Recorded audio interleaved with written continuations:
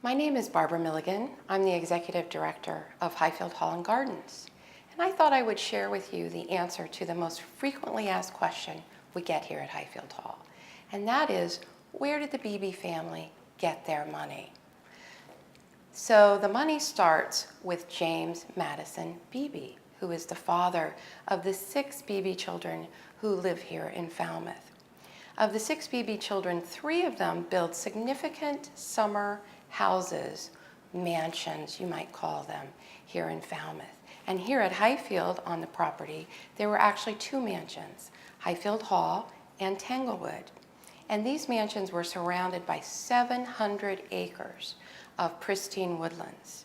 This is one of the reasons that Highfield Hall is so important in the town of Falmouth, because of the sheer scope of this estate.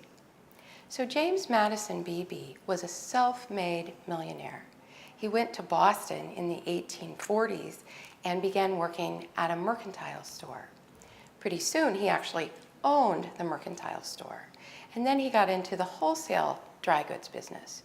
And by the mid-19th century, his company was actually the largest wholesale dry good business in the United States of America.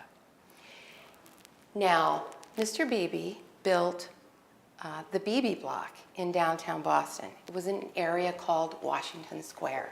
It was an absolutely enormous granite building. And this building was the building from which he did all of his business.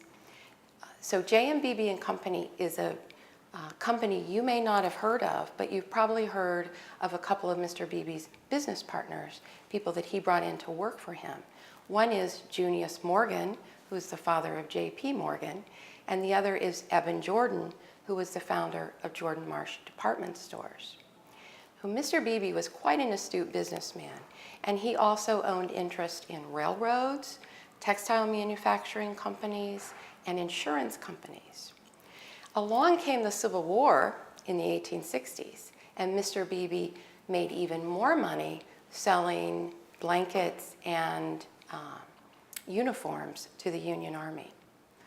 Unfortunately, none of his children seemed to want to take over his business, so in 1866 he actually sold J.M. Beebe and Company and retired to Falmouth. When he died in 1872, his money was put into an estate, and it was the estate that supported the 6 children who lived here in Falmouth and in Boston.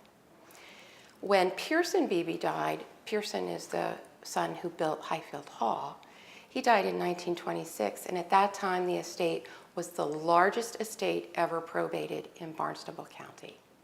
So we have J.M. Beebe to thank for creating the wealth that built Highfield Hall and established Beebe Woods, which is the beautiful nature preserve that surrounds us.